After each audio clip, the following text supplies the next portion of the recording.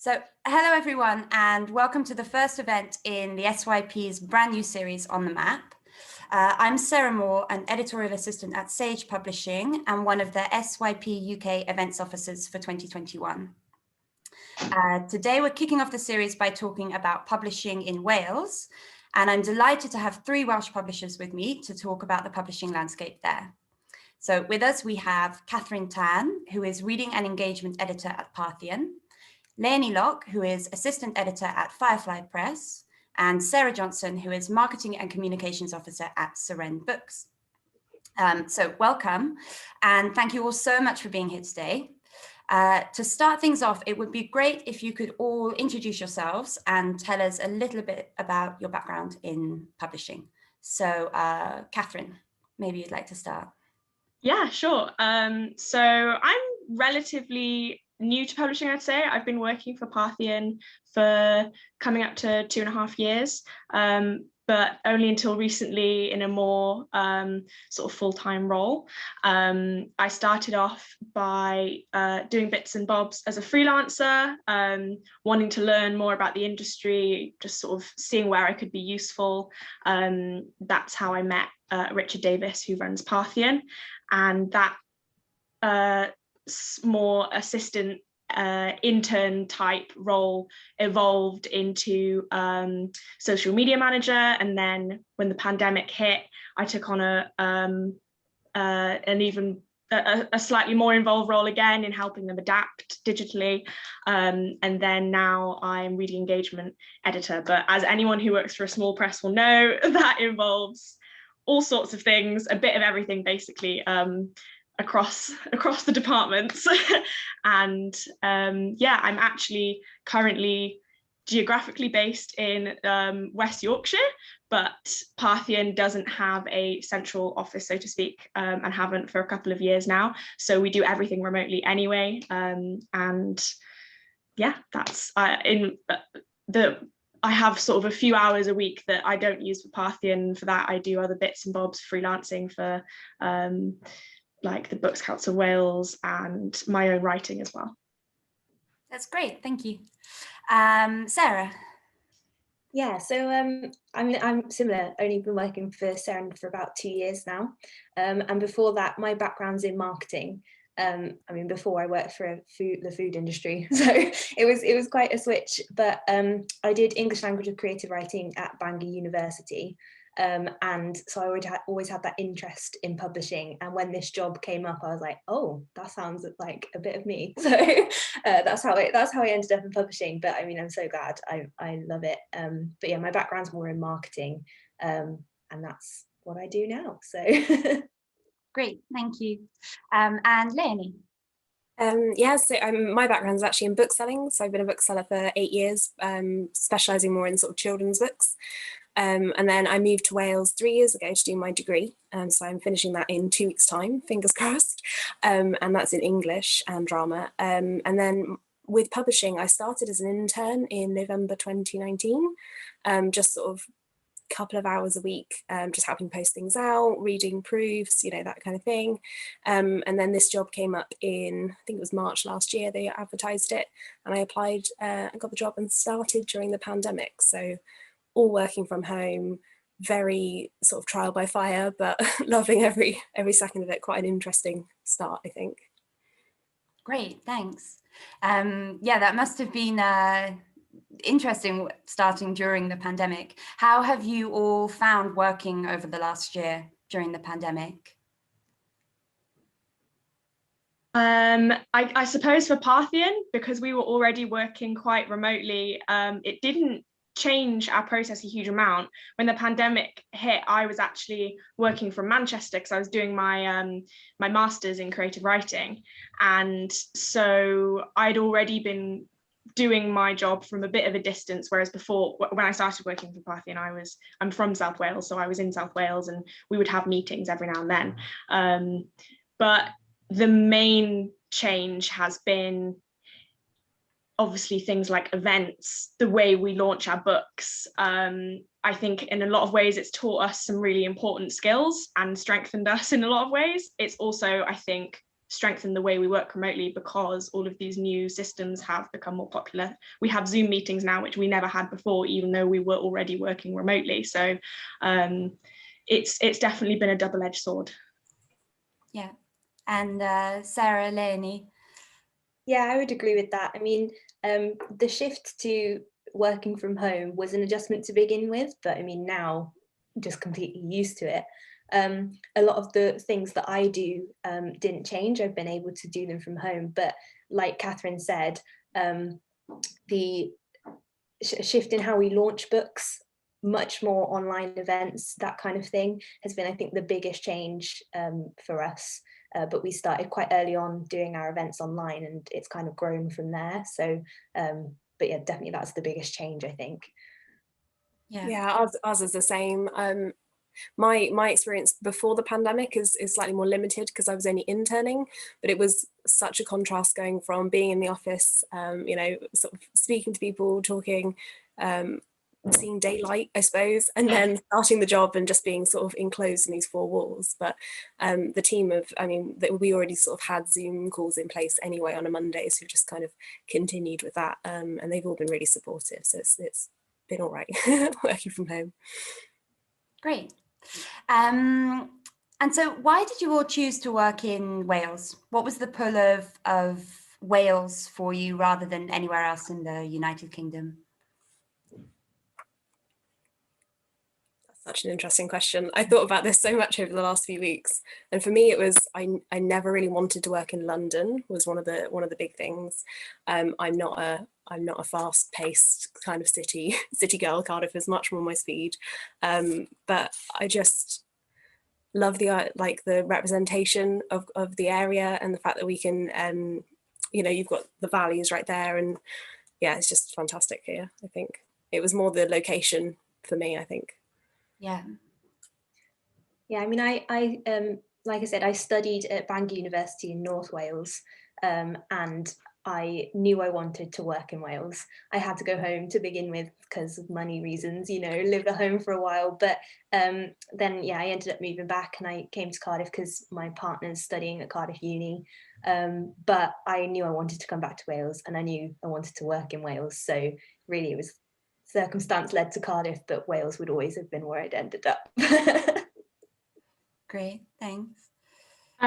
Yeah, so I think similar thing. I was quite anti-London, I think. Not that I don't love a lot of the publishing that comes out of London. I think similar to Leonie, I didn't necessarily want that lifestyle. And I also realized how rich regional publishing is. I didn't sort of think it was there until I started looking for it. And I'm quite ashamed that at once upon a time I thought Welsh publishing was mainly Welsh language publishing, because I just hadn't looked for it. And actually, once I started to discover it, I realized that it was a busy and exciting place to be. And so to have it on my doorstep, which I did at the time, I was back home after my undergraduate degree in Durham. It was a no-brainer. And so yeah, my interest is in regional publishing. Not just Wales, even though Wales is always going to be my number one, but now obviously, like, I'm hoping to also get involved in some of the fab stuff going on in the north as well. That's great, thanks. And what do you think are the particular challenges that Welsh publishing faces? I think one of the biggest things, obviously, currently is definitely the impact of the pandemic. Not just on working, but actually on obviously bookshop sales and that kind of thing, and representation of Welsh publishers in bookshops. It's very competitive. I mean, it always has been competitive for independent publishers competing against the bigger ones, the big five, so to speak. But especially post-pandemic, you know, bookshops, they want to be putting what they know is going to sell because it's security. But that means that getting the smaller independent voices heard is a struggle, but a challenge we look forward to. So that's, I think, one of the big things. Yeah, I agree. And I think that existed pre-pandemic as well. I think there's been a little bit, like Catherine was saying, this kind of idea of regional writing in regional areas. I think there's always been a little bit of a stigma around that and around Welsh publishing. So in bookshops, it might be seen more as a Welsh interest title rather than a mass interest title.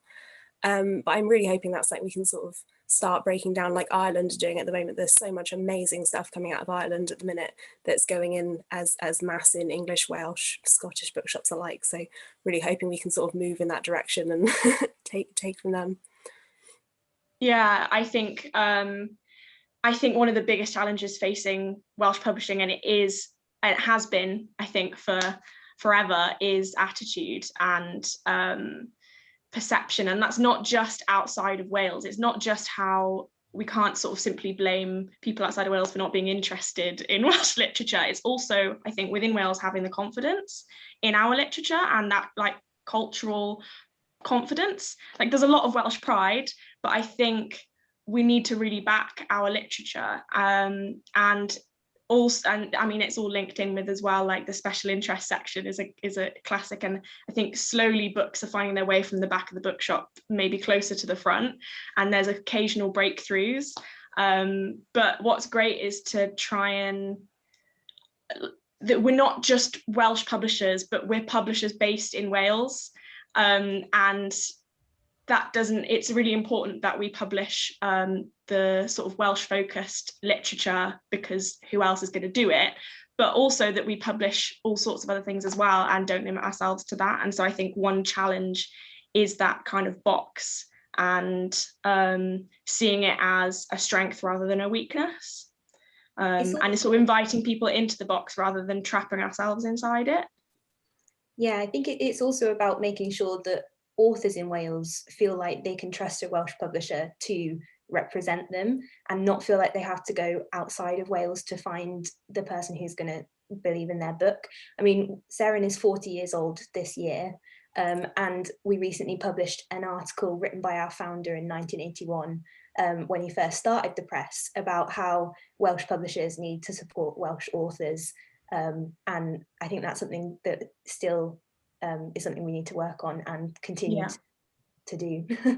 Yeah, I think, and that that's a slow progress, because we have to prove ourselves, and it's tough when, you know, the best writers understandably might not want to go with a small publisher, partly because talking about limitations in Welsh publishing, one of the biggest limitations is finance. Like small publishers just don't have the budgets that big ones do, and Wales doesn't have a big publisher, not in the sense of like the big five. I'm not saying that's necessarily a bad thing, but it does make it a different landscape. Yeah. Thanks, that's really interesting. And what strategies have you seen being developed to overcome these challenges, or to strengthen Welsh publishing? I mean, in overcoming the pandemic, it's been really embracing digital and the kind of reach that platforms like social media can give you. I mean, we were talking briefly earlier about online events. Online events have allowed us to reach bigger audiences with our launches than we would at in-person launches with our authors. But it is kind of a double-edged sword, because on this other hand, sales from events aren't as good as in person because people aren't there to get it signed by the author. But yeah, I mean, obviously online events allow you to reach audiences in all parts of the country and the world. Sometimes we have people from the US. We've done a launch that was for people in Australia one time as well. And that's a real benefit. Really embracing that can help has been able to help to overcome that challenge. And it's something we will continue in some way, maybe hybrid, online and in person. I think post-pandemic is something we really want to look into. That'll be a challenge for the next few months, really, like the coming year. Great. I think it was Catherine who was saying about money as well. The small presses don't have as much money as the big five. So I think one of the biggest things I've seen, certainly from my year with Firefly, is that it's thinking about innovative ways of marketing strategies that you can put into place that don't necessarily cost the earth, but are really fresh thinking, really creative ways of promoting books. and creative ways of getting people excited about them as well. And like Sarah was just saying, having those platforms online is really opening that up, I think, to everyone. So I think no matter where we are in a year's time, you know, whether events go back to being mass events in bookshops and things like that, which I hope they do, I think there'll still be a place for these Zoom online events. I think they're definitely going to become a big part of publishing going forward as well. Yeah, I think I'm in total agreement. I think the sort of the progress Welsh publishers have made in the last few years digitally is has been really important, and that online presence and really making most of it when you don't have a big budget is essential. And yeah, coming up with new creative ways of reaching readers, and I think strengthening that reading community, because for small publishers, having a community is really important. And if we can grow it and nurture it, then that's great. And one really great way of doing that is, you know, by being very present online, by engaging things like podcasts and online content. That I think is something that's really important, and it's really nice. Like we were just saying, not being limited geographically with those things. So we can hopefully, our community won't just be a Welsh one. Yeah, one of the things we've really developed has been kind of video content. It was something we were trying to work on before the pandemic, but then it kind of was, I suppose, given an extra push when suddenly everyone was in lockdown. I mean, utilising recordings of events, of launches online afterwards. Again, people who weren't able to come to your launch, they will still catch up on that content if they want to after. And that's, I think, part like what Catherine was saying about building a community, having that as an additional resource and making sure you get the most out of it that you can has been is another big way to help strengthen. Yeah, and I think also like making use of the amazing resources we have, which is our writers. I think like we've got this amazing network of talented writers, and so things for us, that was kind of how we came up with the Parthian podcast, which is something that we're in the process of releasing at the moment, and that's been really fun because we're sitting down with some of the just fab voices at the moment, and able to support them in a quite a low budget but fun and engaging way for like our community of readers, and that's been and again that's kind of finding other ways of engaging and more creative forms of content. Also, one of the other things we've been doing recently is developing our first independent audiobook list. Previously, audiobooks have had to generally we would sell the audiobook rights to Audible, and whereas now we've been feeling like it'd be nice to have a go at creating our own audiobooks. We've been working with Cast Iron Productions, who are really encouraging of small presses and independent publishing getting on the audiobook scene and kind of bringing down the tyranny of Audible a bit. And the best thing we can do in order to do that is by sort of teaming up, and the more independent audiobooks we can do, the better. And I think we thought that bringing more from Wales on that scene would help sort of strengthen our regional front there as well. That's great, thanks. It's great to hear about so many exciting projects having come out of the pandemic. But what changes have you seen in the Welsh publishing landscape throughout your careers? I mean, I think the others may feel the same because we're all relatively new to it. The biggest change has been the pandemic. I mean, who hasn't changed because of that recently? I mean, we also run the Sarah and Cardiff Poetry Festival that happened a few weeks ago, and we took it completely online. And whereas other festivals have been cutting down, we expanded our programme, did 4 days. And again, you know, we'll be thinking of how we can use that content now we've got it. And that wasn't just Seren authors, that was authors from all over the UK, but connecting them with Welsh publishing and making sure that Welsh voices were really foregrounded in that programme was something we really, as a Welsh publisher and as a publisher celebrating our 40th anniversary, that we really wanted to do this year. Yeah. I think I've only been in publishing officially for a year, but I think the biggest thing for me is the move away from London, and just the general working from home, and just the resilience that publishers have had to show in this last year. I think that's amazing, how everyone's adapted, and the support that they're getting from customers as well, like the direct support that publishers are getting. I think that's probably one of the biggest changes, is there's a bigger focus on independence now, I think, that I'm hoping doesn't go away. I'm hoping it continues to grow, that focus. Yeah, I feel as though some of the most exciting change is on the horizon. I think we're on the brink of some real change in the publishing industry, and not just in Wales but all over. And that I think since starting to get involved in sort of the end of 2018, there's been a lot of signs of shifts, and there's been some, like the last few years, there has been some slow progress on things like opportunities, attitude, diversity, but there's a long way still to go. And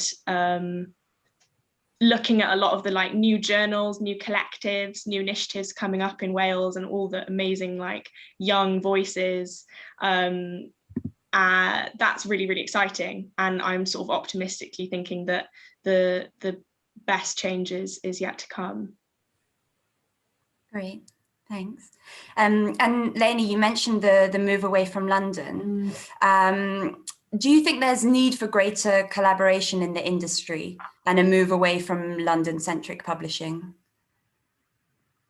I'm going to say definitely yes for that one. I come from a very low income background, and I never thought for a second that I'd be able to get into publishing. And I've been a strong reader since I was 7. I was a librarian at school. I was the goody two-shoes who like polished her badge, so I've always wanted to be involved in books, and it was like a pipe dream for me. I didn't think it would ever happen. And then coming to Wales and discovering these little pockets of indies and the communities there. And I think the move away from London is just such an important thing for getting more voices into the industry, and more representation into the industry, because people can't afford to live in London. I don't think it's sustainable, particularly if you're younger and you don't have, if you're coming from those lower class backgrounds. So I think it's fully achievable with working from home, that even the big 5 start to branch out, away from that area, that territory. Yeah, I would agree. I mean, until I started working within the independent publishing sector, I had very little awareness of it. And I'm surprised I didn't hear more about opportunities in publishing in Wales when I was in university in Wales doing a creative writing degree.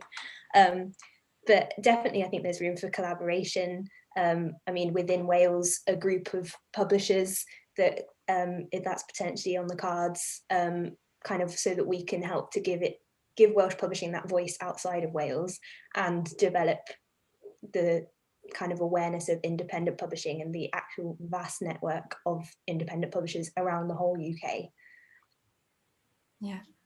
Yeah, I agree with all of that. And when I was wanting to get into publishing, wanting to learn about publishing, I was saving up for a master's that I really wanted to do. I was waitressing full time. Going to London for a few months. If I had been lucky enough to get one of those internships or something at one of the big publishers, what just wasn't an option. And so having the opportunity to learn on my doorstep, and also the fact that it was smaller scale, made it more accessible. I think small publishing is a really lovely way of getting into publishing, because at least from my experience with Parthian, I was thrown in and I have learned on the job with everything. And I'm sure you guys have had the same experience, but I have been given responsibility that I would not be given at a large scale publisher at this stage in my career. And that's been an amazing way of learning. And I think that's a really great option for a lot of young people wanting to get into publishing. But there's this, at least when I was getting into it, there was this assumption of, you want to go into publishing, oh, you must be moving to London. And that's not the only way. And unfortunately, there's not a huge amount of opportunities in small publishing.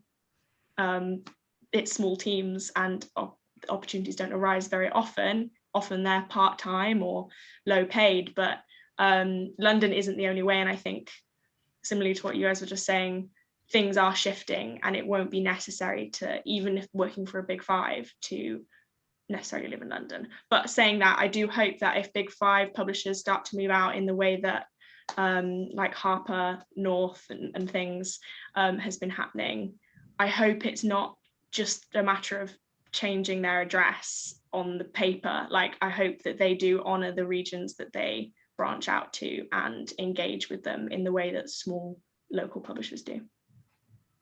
Yeah. I think as well, making sure that as independent publishers, we're speaking up for the regions that we're based in. And like Catherine was saying, that other publishers, if they do branch out, do the same. That's where, you know, as small publishers, we have the opportunity to take more risks sometimes. And obviously big payoffs can come from risk taking. And that's one of the big advantages of independent publishing and what we can do here in Wales, especially. Right. Yeah, so you all seem to agree that greater collaboration and the kind of this move away from London is a good thing. And you mentioned the big five and Harper office moves. What do you think are some of the strategies that publishers can introduce to help this collaboration or this kind of move away from London? I mean, just thinking about something that Sarah said a moment ago, but I'd love to see something like the Northern Fiction Alliance in Wales. I think that would be amazing. So that kind of pooling of resources, I think, you know, small publishers are small enough. I know we keep using that word small, but it's true, without having to compete against each other as well. I think it's just, especially in a region like Wales, change is easier with, you know, something like the audiobooks. It'd be very hard to independently distribute audiobooks if we're the only ones doing it, but there are other small publishers. Fitzcarraldo have been really successful with their independent list, and a few other ones are giving it a go as well. And so the more that take part, the stronger it will be. And yeah, I think collaboration is always it always has potential to strengthen. Yeah, definitely. I mean, even things like events and that kind of thing, often, you know, if we've got books that are on similar lines, actually collaborating to promote them helps both books and both authors get a wide audience. Because although, you know, there are several publishers in Wales, we do all have different audiences to a certain extent, and actually sometimes bringing them together, it would be a big way to help all of us. Definitely. I think with the collaboration as well, we've got an opportunity then to yell and be like, hello, we're here, you know, we're in Wales, we're all punching above our weight. Let's get more of an interest, I think, in Welsh lists in general from across the UK. I think, like you say, collaboration is probably the way to go forward with that, to get our voices heard. Yeah, great. And how important are organisations such as Literature Wales and the Books Council of Wales in supporting publishers? Essential. Yeah. I think it's safe to say that the majority of publishers in Wales wouldn't be here if it weren't for support and funding from Books Council of Wales and Literature Wales and various other bodies like the Rhys Davies Trust. I think that's one of the reasons why, like Sarah was saying, we can afford to take risks quite often.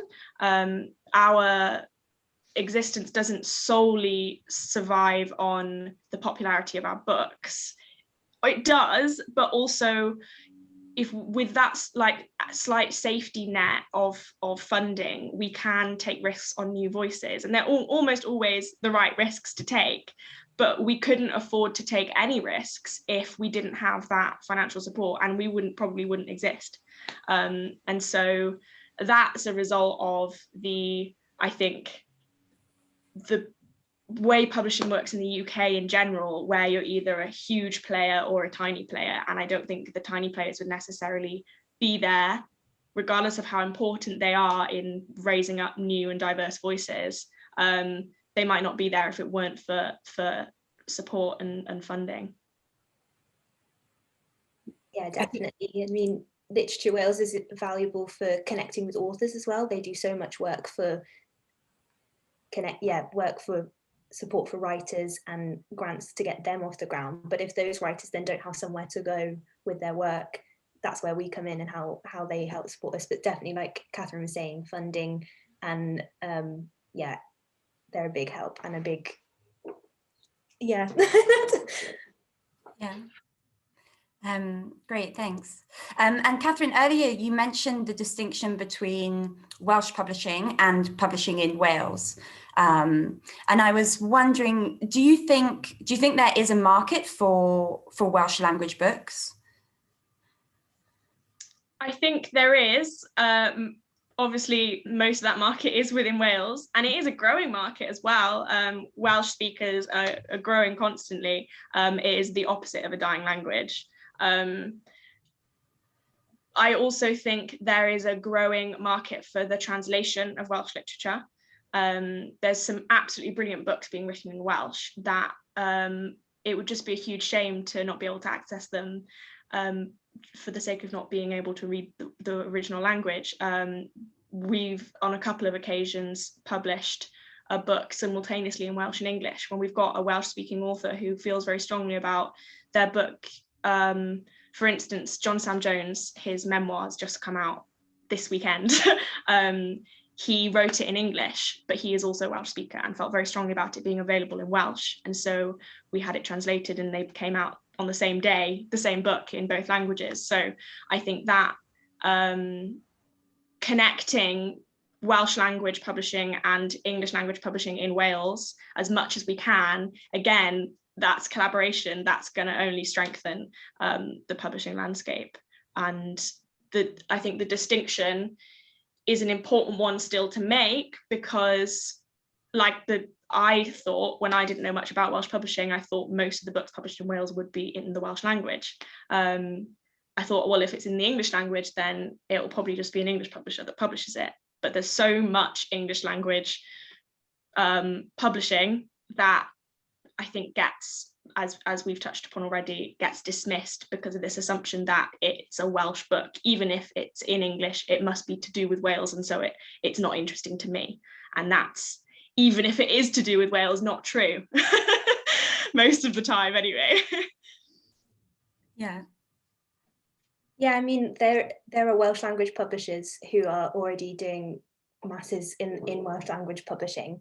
But yeah, I think as English language publishers based in Wales, it's important that we do recognise the language and help to promote it. I mean, we've just done a poetry collection in Welsh and English that was, you know, it had both languages in it, and they were translations of each other. But that whole book is about the kind of process of translation and how it is a movable beast, I suppose you could say. And of course, you know, now there's readers who will look at that for the English language, but they can see the beauty of the Welsh language next to it. And I think that's really important to make sure that the Welsh language has a voice too, so to speak. Definitely, we've got a few titles similar to what Catherine was saying that have come out in English and in Welsh around the same time, that have had a really great reception. But I'd love to see more of that dual language books coming out, like the Mab that Eloise Williams is orchestrating, and Matt Brown, I think. Obviously the stories in there are going to be in English and in Welsh. And I think that's just such a beautiful example of the two coming together so gorgeously illustrated, because it's not excluding anyone. It's not excluding the Welsh speakers, it's not excluding the English speakers, and it's just sharing the culture with both, regardless of, you know, what language you read in. And I'd love to see more like that come out, actually. Great, thank you. And I think we have time for one final question before we move to our Twitter Q&A. How do you see Welsh publishing developing in the future? What are your hopes for Welsh publishing?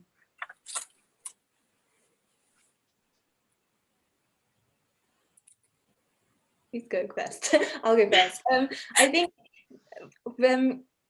coming out of the pandemic, there will be changes across the board for everything. And I think for us, it's a more focused way of working, focusing on what we can sell to whom and where, and the best channels and platforms to reach our readers. And like Catherine was saying, developing communities around our readers and really nurturing that relationship between reader and author. And I hope Welsh publishing will continue to grow and continue to get more diverse and become more inclusive generally. Definitely. I think Wales is such a vibrant and active community in general anyway. And I'd like to see more of that reflected in the publishing coming out of Wales.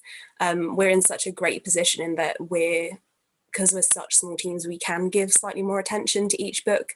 And yeah, we might not have the budgets, but we've got the experience, we've got the care, we've got the, the passion for the individual titles we're publishing.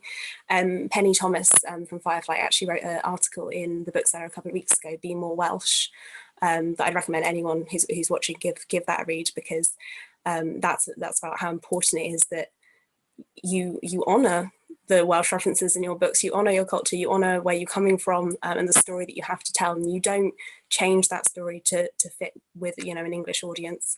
So yeah, give that a read as well.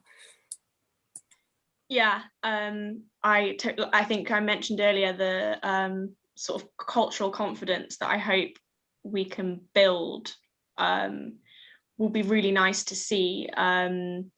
It was actually touched upon recently. There was a literature seminar run by the British Council Wales, showcasing Welsh literature to Germany and to European readers.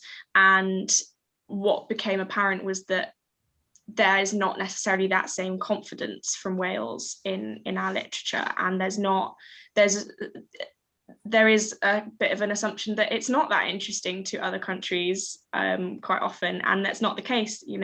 All of the audiences engaged in that seminar were very interested, and so I think building up that confidence is really important. But then also similarly, honouring our Welshness and our regionality is really important, but then also not feeling as though we have to always be Welsh is important as well. I think one of our most successful books over the last few years was not linked to Wales at all. It was Glenn James Brown's Inopolis, and he's from the northeast, and it was a very northeast book, and it was absolutely fantastic, and it did brilliantly, and we loved publishing that. And we were still honouring regional literature, even if it's not our region. And I think that's that comes in again with collaboration and working together to challenge the status quo. So yeah, that's a development that I'd really like to see, is just a growing confidence and passion, and hopefully then that will be felt by the people outside of Wales, and they'll be forced to take a bit more notice. I'd like to see that coming not just from the publishing as well, but from like the Welsh education ministers looking at changing the curriculum. Is it next year, I think, or the year after? And I think it would be great if they looked to Welsh publishing, as to lead that when they're selecting the titles for the new curriculum as well. So hopefully they'll watch this and they're watching and we'll use those as well. Absolutely. Yeah, I would just agree with both what Catherine and Lenny said. Great. Well, I think that's all we have time for, but huge thanks to you all for joining us and for those really fascinating insights into Welsh publishing. For the audience, please do join us now, stay with us as we move to our live Twitter Q&A, and our panelists will be there to answer your questions. So if there's anything you'd like to ask them, just write to us on Twitter using the hashtag #OnTheMap, and they'll respond to you. So thanks everyone, and hope to see you soon at another On the Map event. Thanks.